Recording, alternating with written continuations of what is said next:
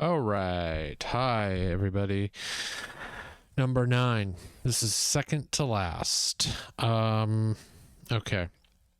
So there's gonna be 10 of these. If you're finding this now, go watch or listen to the 8 before it. It's under my podcast, according to Youssef. The Columbia Chronicles. This is just, we're getting caught up on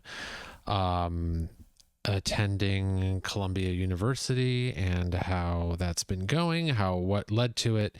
And then today is about the end of my first year and then summer school. So let's do it. Okay, so I finished the first year and I got on the dean's list. So that you have to have like above a 3.7, I think, to get on the dean's list, which was a surprise to me. I didn't know that. I thought you had to just have a 4.0 there, and that's it. And if you didn't, you were going to get probably kicked out. That's what my thinking the entire time was like. All right, here's where I get my letter that I'm on probation because I didn't get above a 4.0. But yeah, I got like some emails like congratulations or da da da da, and it's probably like the most basic sort of honors achievement thing you can get, whatever. But it still is cool. That's never happened to me before in any academic setting. Again, I've said this before on here. I never put the effort in. I never. I did when I felt like it, and I made it a point, made it my personality to be like a fucking, I'm gonna, push back against authority. They can't teach me if I don't want to learn, that kind of stuff. Even though I enjoyed learning, it was stupid. I was young, So, and then, this whole experience has been the opposite. I'm front row, center, hand up, asking questions. I'm annoyed that people aren't participating in the discussion sections. Get it together, you guys. Grow up. That's my attitude. So that earned me an achievement, and I'm happy about it. So I got that for both semesters, and so now it's summer, and I was already looking to next year, and I was like, okay, so I was in school Monday through Thursday, and there were a couple of gigs I think I had to turn down. I mean, only like one or two, and this second year I was like, I can't do that. I have to make my schedule to where I have to get all the work I have to take all the work I can get, and the only way to do that was to finish my language requirement. For the core, you have to do 2 years of language. So I did the first year of Arabic, and the second year it's a 4-day-a-week class. So that would have meant Monday through Thursday. I look up the summer school program, and it's basically a language intensive. You do a whole entire second year of Arabic in 8 weeks, which was, kind of insane, but also I just didn't have a choice really, because I had some gigs in the summer. So I realized, all right, the 8 weeks is good because that still leaves plenty of summer, and I could have a little bit of a break. And then in the fall, I could organize my schedule to where everything's on Monday and Wednesday, and that just leaves a clear, no interruption travel weekend, and I can just study on the road and just get things done the way I need to. So that was I had to, and I signed up for it, and man, I thought regular year 1 Arabic was hard, 4 days a week. I mean, this was you were doing a chapter a day or more. I mean, there were 70 vocab words a week or more. I mean, it was unbelievable. And also the other thing, it was 9 to 1 Upper West Side, so hour commute. So now I'm up at 4:30 or 5 every morning, Monday through Friday, and my professors told me, they were like, look, this is the only way to do this is if you're not taking other classes. And I was like, no, this is all I'm going to do.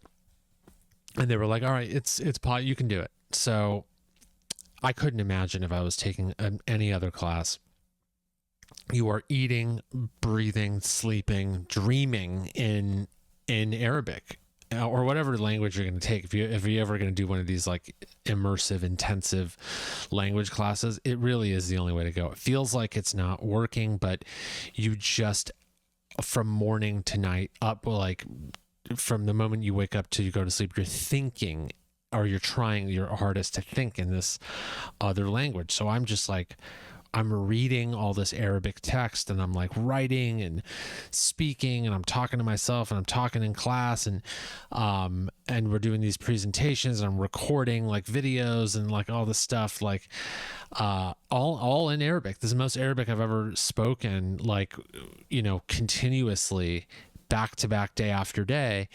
And it was getting in there. And every day still, I thought, I barely was able to finish the work, and I got there. And then the moment you feel like you're about to catch up, it's just an avalanche of new information and new grammatical rules. The rules in grammar, I mean, everything is like flipped upside down. If you're, you know, you grow up speaking English, there's certain languages that are harder for Western speakers than, you know, Eastern.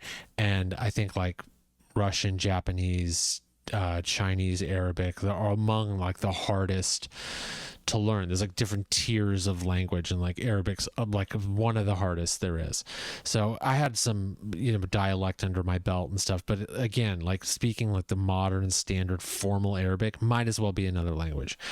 And I just have never had so much difficulty just trying to stay afloat. I mean, it like this school and the rigor, you know, like the workload they give you, it just is like, there were times where I've never had to work so hard to just barely stay afloat. And I don't know, part of it just makes, like, you know, stand up feel easy. And, you know, a lot of the things where you're like, oh man, if I had like the experience of just like brute forcing and just like making yourself learn this stuff, there were probably other things that I could have, like, if I had that skill set, essentially, like, you know, a long time ago, even though I've been able to get things done, I think it would have just helped. Like, these are the things that I've been learning in school where I was like, man, if I had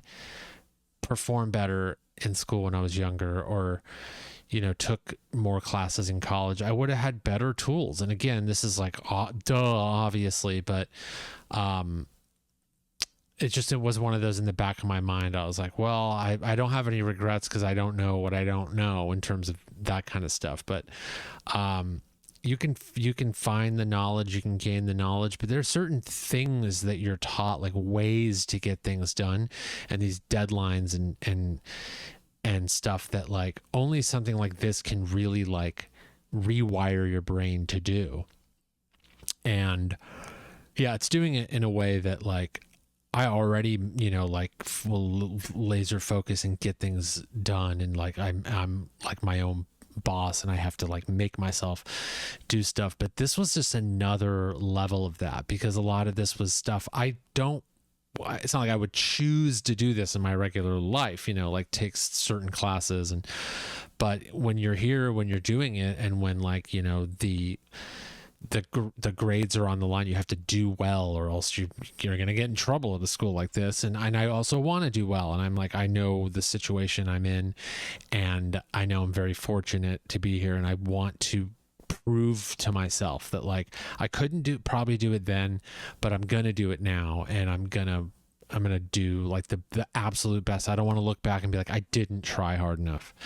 And I don't want to do that with anything. And sometimes I feel like I do, and I already know how that feels, and I hate that feeling. So, you know, I was up as early as I could be, and I was just nose to the grindstone, just working my ass off. And in the moment, you just feel like you're not gonna get it done.